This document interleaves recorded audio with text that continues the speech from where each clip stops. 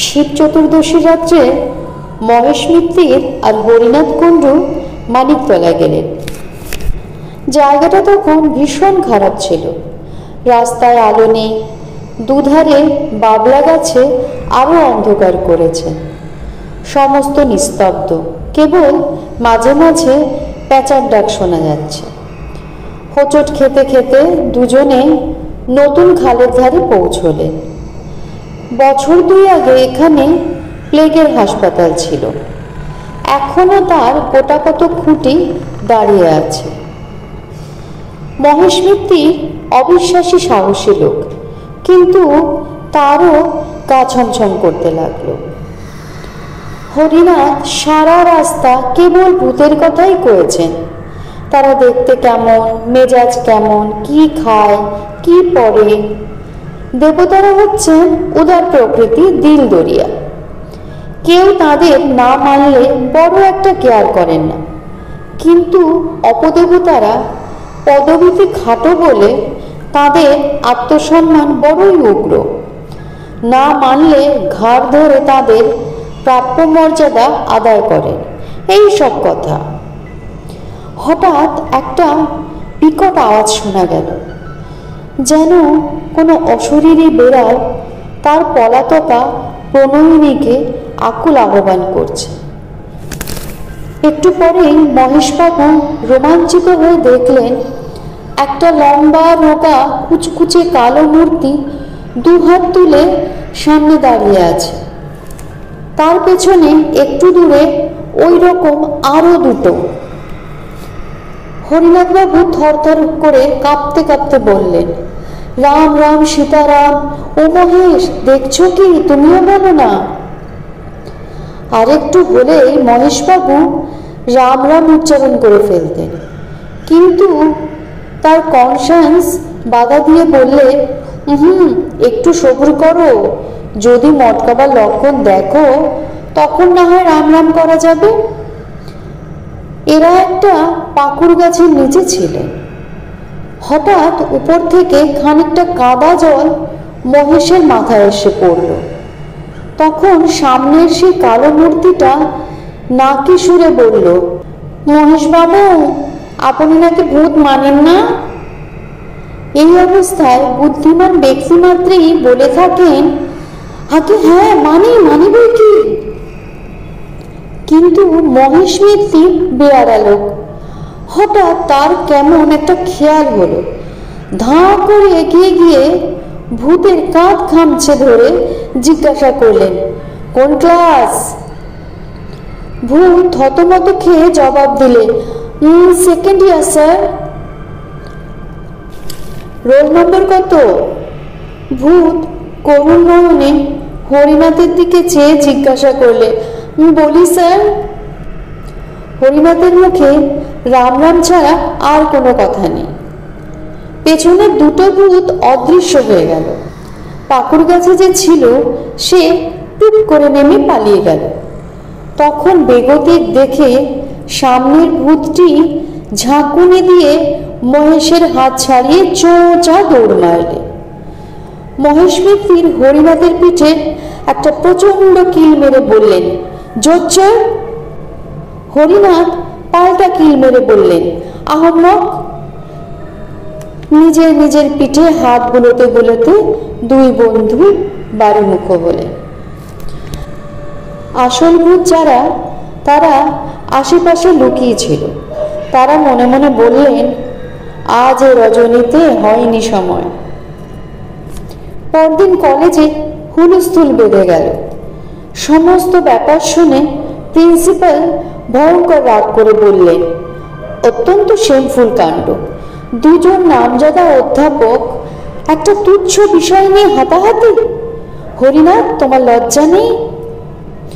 হরিনাথবাবু ঘাড় চুলকে বললেন, আগে আমার উদ্দেশ্যটা ভালোই ছিল।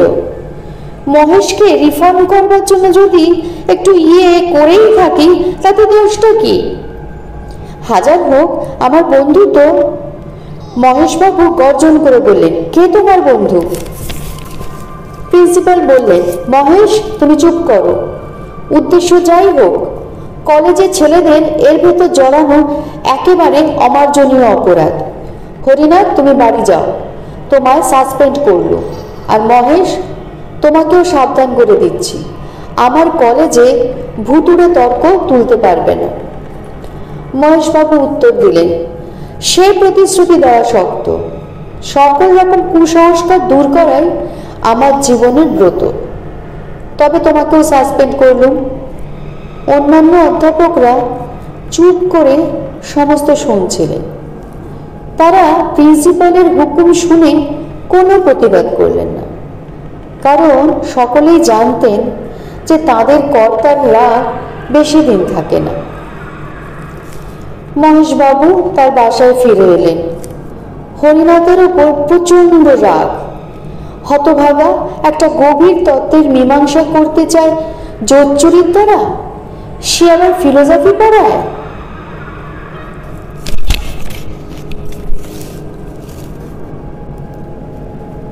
এমন অপ্রত্যাশিত আঘাত মহেশবাবু কখনো পাননি।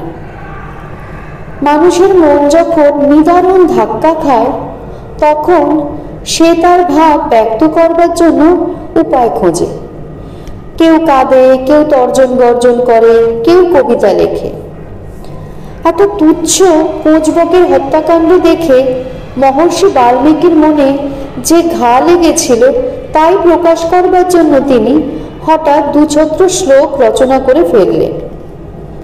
মা নিষাদ প্রতিষ্ঠং তম ইত্যাদি। তারপর 7 কাণ্ড রামায়ণ লিখে তার ভাবের বোঝা নামাতে পেরেছিলেন। আমাদের মহেশ মিত্তির চিরকাল নিরস অঙ্কশাস্ত্রের চর্চা করে এসেছেন, কাব্যের কিছুই জানতেন না, কিন্তু তারও মনে সহসা একটা কবিতার অঙ্কুর গজগজ করতে লাগলো। তিনি আর বেগ সামলাতে পারলেন না। কলেজের পোশাক না ছেড়ে বড় একখানা অ্যালজেব্রা খুলে তার প্রথম পাতায় লিখলেন, হরিনাথ কুণ্ডু খাই তোর মুন্ডু। কবিতাটি লিখে বারবার ডাইনে বাঁয়ে ঘাড় বেঁকিয়ে দেখে আদি কবি বাল্মীকির মতন ভাবলেন, হ্যাঁ উত্তম হয়েছে, কিন্তু একটা খটকা বাঁধল। কুণ্ডুর সঙ্গে মুন্ডুর মিল আবহমান কাল থেকে চলে আসছে, এতে মহেশের কৃতিত্ব কোথায়? কালিদাসী হন আর রবীন্দ্রনাথই হন, কুণ্ডুর সঙ্গে মুন্ডু মেলাতেই হবে। এ হলো প্রকৃতির অলঙ্ঘনীয় নিয়ম। মহেশ একটু ভেবে ফের লিখলেন, কুণ্ডু হরিনাথ মুন্ডু পরিপাত। হ্যাঁ, এইবার মৌলিক রচনা বলা যেতে পারে। মহেশের মনটা একটু শান্ত হলো, কিন্তু কাব্যে সরস্বতী যদি একবার কাঁধে ভর করেন তবে সহজে নামতে চান না। মহেশবাবু লিখতে লাগলেন, হরিনাথ তোরে হবি তুই মোরে, নরকের পোকা অতিশয় বোকা। নরকে নেই, তার আবার পোকা? মহেশবাবু স্থির করলেন, কাব্যে কুসংস্কার নাম দিয়ে তিনি শীঘ্রই একটা প্রবন্ধ রচনা করবেন। তাতে মাইকেল, রবীন্দ্রনাথ কাহাকেও রেহাই দেবেন না। তারপর কবিতার শেষ 4 লাইন কেটে নিয়ে ফের লিখলেন, ওরে হরিনাথ তোরে করি কাত, পিঠে মারি চর। এমন সময় মহেশের চাকরটা এসে বলল, বাবু চা হবে কি দিয়ে? দুধ তো ছিঁড়ে গেছে।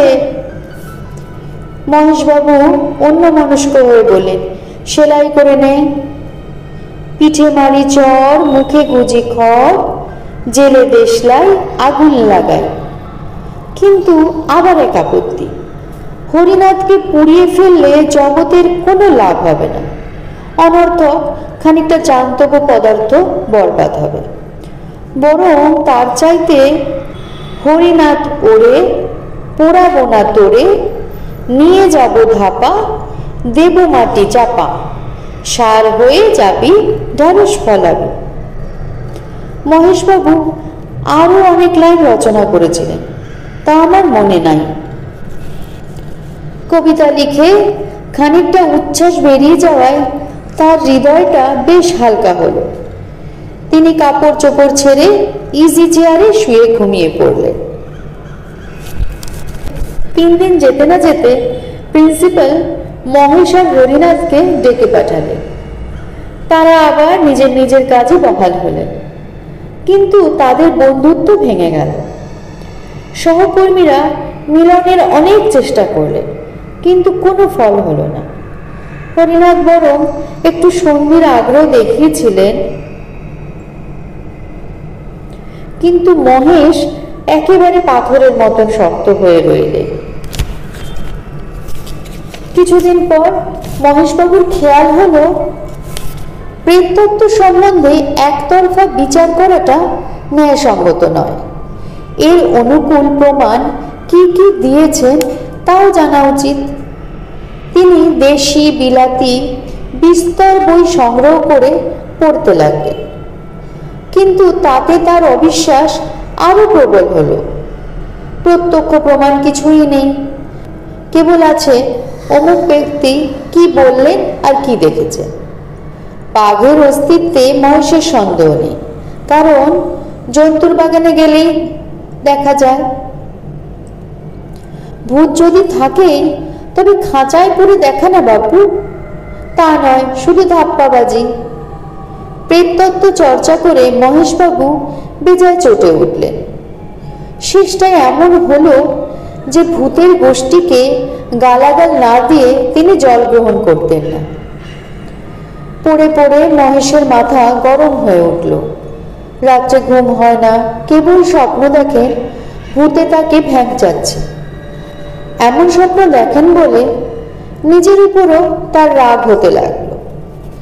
ডাক্তার বললে পড়াশোনা বন্ধ করুন, বিশেষ করে ওই ভুতুড়ে বইগুলো, যা মানেন না তার চর্চা করেন কেন?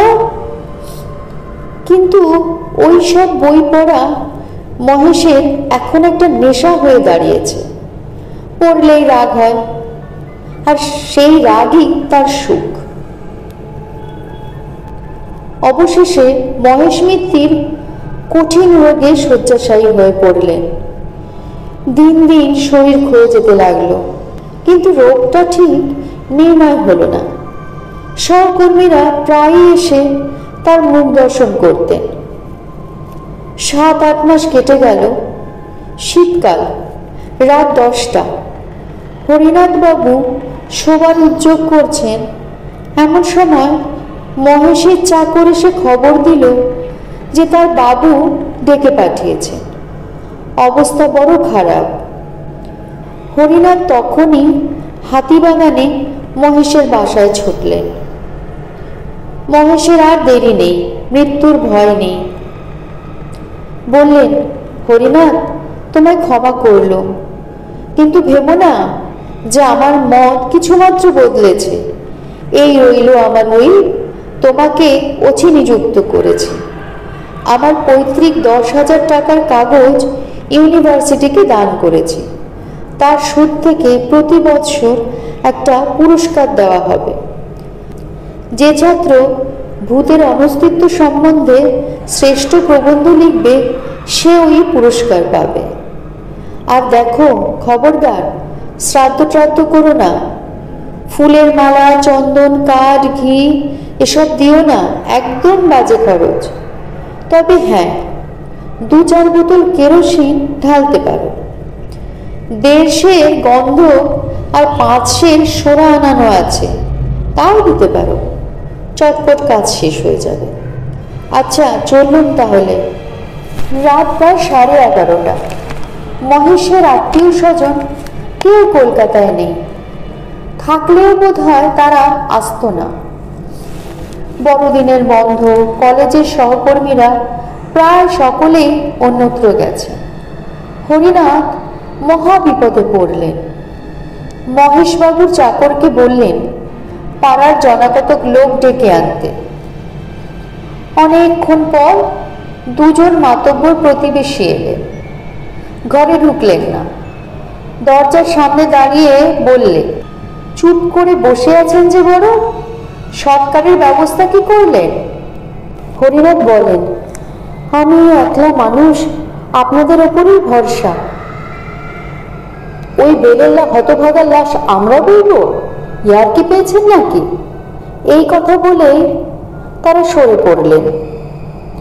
হরিনাথের তখন মনে পড়ল রাস্তার মোড়ে একটা মাঠ কোঠায় সাইনবোর্ড দেখেছেন, বৈতরণী সমিতি, ভদ্রমহোদরগণের দিবারাত্র সস্তায় সৎকার। চাকরকে বসিয়ে রেখে তখনই সেই সমিতির খোঁজে গেলেন। অনেক চেষ্টায় সমিতি থেকে 3 জন লোক জোগাড় হলো। 15 টাকা পারিশ্রমিক আর শীতের ওষুধ বাবদ 9 শিকে। সমস্ত আয়োজন শেষ হলে হরিনাথ আর তার 3 সঙ্গী খাট কাঁধে নিয়ে রাত 2:30টার সময় নিমতলায় রওনা হলেন। অমাবস্যার রাত্রি, তার উপর আবার কুয়াশা। হরিনাথের দল কর্নওয়ালি স্ট্রিট দিয়ে চললেন। গ্যাসের আলো মিটমিট করছে, পথে জনমানব নেই। কাঁধের বোঝা ক্রমেই ভারী বোধ হতে লাগলো। হরিনাথ হাঁপিয়ে পড়লেন। বৈতরণী সমিতির সর্দার ত্রিলোচন পাকরাশি বুঝিয়ে দিলেন, এমন হয়েই থাকে, মানুষ মরে গেলে তার উপর জননী বসুন্ধরার টান বাড়ে। হরিনাথ একলা নয়, তার সঙ্গীরা সকলেই সেই শীতে গলদঘর্ম হয়ে উঠল। খাট নামিয়ে খানিক জিরিয়ে আবার যাত্রা। কিন্তু মহেশ মিত্তিরের ভার ক্রমশই বাড়ছে, পা আর এগোয় না। পাকরাশি বললেন, ঢের ঢের বয়েছি মশাই, এমন জগদ্দল মরা কখনো কাঁধে করিনি। দেহটা তো শুকনো, লোলা খেতেন বুঝি? 15 টাকায় হবে না মশাই, আরো 5 টাকা চাই। হরিনাথ তাতেই রাজি, কিন্তু সকলে এমন কাবু হয়ে পড়েছে যে 2 পা গিয়ে আবার খাট নামাতে হলো। হরিনাথ ফুটপাথে এলিয়ে পড়লেন। বৈতরণীর 3 জন হাঁপাতে হাঁপাতে টানতে লাগলো। ওঠার উপক্রম করছেন, এমন সময় হরিনাথের নজর পড়ল কুয়াশার ভেতর দিয়ে একটা আবছায়া তাদের দিকে এগিয়ে আসছে। কাছে এলে দেখলেন কালো র্যাপার মুড়ি দেওয়া একটা লোক। লোকটি বলল, আপনারা হাঁপিয়ে পড়েছেন দেখছি, বলেন তো আমি কাঁদ দিই। হরিনাথ ভদ্রতার খাতিরে 2-1বার আপত্তি জানালেন, কিন্তু শেষটায় রাজি হলেন। লোকটি কোন জাত তা আর জিজ্ঞাসা করলেন না, কারণ মহেশ মিত্তির ও বিষয়ে চিরকাল সমদর্শী, এখন তো কথাই নেই। তাছাড়া যে লোক উপযাচক হয়ে শ্মশান যাত্রার সঙ্গী হয় সে তো বান্ধব বটেই। ত্রিলোচন পাকরাশি বললেন, কাঁদ দিতে চাও দাও, কিন্তু বকরা পাবে না, বলে রাখছি। আগন্তুক বললে, বকরা চাই না। এবার হরিনাথকে কাঁদ দিতে হলো না, তার জায়গায় নতুন লোকটি দাঁড়ালো।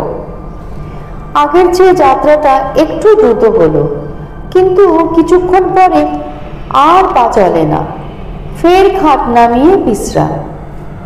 পাকরাশি বললেন, 20 টাকার কাজ নয় বাবু, এ হলো মোষের গাড়ির বোঝা, আরো 5 টাকা চাই। এমন সময় আবার একজন পথিক এসে উপস্থিত, ঠিক প্রথম লোকটির মতো কালো র্যাপার গায়ে, এও খাট বইতে প্রস্তুত। হরিনাথ দ্বিধা না করে তার সাহায্য নিলেন। এবার পাকরাশি মশাই রেহাই পেলেন। খাট চলেছে আরো একটু জোরে, কিন্তু কিছুক্ষণ পরে আবার ক্লান্তি। মহেশের ভার অসহ্য হয়ে উঠেছে, তার দেহে কিছু ঢোকেনি তো। খাট নামিয়ে আবার সবাই দম নিতে লাগলো। কে বলে শহরের লোক স্বার্থপর? হঠাৎ একজন সহায় এসে হাজির, সেই কালো র্যাপার গায়ে। হরিনাথের ভাববার অবসর নেই, বললেন, চলো চলো। আবার যাত্রা, আরো একটু জোরে, তারপর ফের নামাতে হলো। এই যে চতুর্থ বাহক এসে হাজির, সেই কালো র্যাপার। এরা কি মহেশকে বইবার জন্যই এই 3 প্রহর রাতে বেরিয়েছে? হরিনাথের আশ্চর্য হবার শক্তি নেই। বললেন, ওঠাও খাট, চলো জলদি। 4 জন অচেনা বাহকের কাঁধে মহেশের ঘাট চলেছে। পিছনে হরিনাথ আর বৈতরণী সমিতির 3 জন।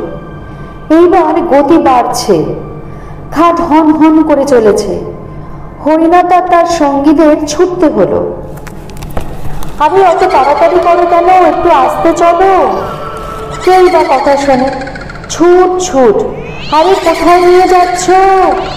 থামো থামো, বিদর্শী চালিয়ে গেল যে। লোকগুলো কি শুনতে পায় না? ওহে পাকরাশি, থামাও না ওদের। কোথায় পাকরাশি? তিনি বিচক্ষণ লোক, ব্যাপারটা বুঝে টাকার মায়া ত্যাগ করে সদলে পালিয়েছেন। মহেশের ঘাট তখন খুব বেগে ছুটেছে। হরিনাথ পাগলের মতন পিছু পিছু দৌড়চ্ছেন। কর্নওয়ালি স্ট্রিট, গোল দিঘি, বউবাজারের মোড় সব পার হয়ে গেল। কুয়াশা ভেদ করে সামনে সমস্ত পথ ফুটে উঠেছে। এ পথের কি শেষ নেই? রাস্তা কি উপরে উঠেছে না নিচে নেমেছে? এ কি আলো, অন্ধকার? দূরেও কি দেখা যাচ্ছে? সমুদ্রের ঢেউ না চোখের ভুল? হরিনাথ ছুটতে ছুটতে নিরন্তর চিৎকার করছেন, থামো থামো। ও কি, খাটের উপর উঠে বসেছে কে? মহেশ। মহেশ তো, কি ভয়ানক! দাঁড়িয়েছে, ছুটন্ত খাটের উপর খাড়া হয়ে দাঁড়িয়েছে। পেছন ফিরে লেকচারের ভঙ্গিতে হাত নেড়ে বলছে। দূর দূরান্ত থেকে মহেশের গলার আওয়াজ এলো, হরিনাথ, ও হরিনাথ, ওহে হরিনাথ। কি কি, এই যে আমি। ও হরিনাথ, আছে আছে, সব আছে, সব সত্যি। মহেশের ঘাট অগোচর হয়ে গেল। তখনও তার ক্ষীণ কণ্ঠস্বর শোনা যাচ্ছে, আছে আছে। হরিনাথ মূর্ছিত হয়ে পড়লেন।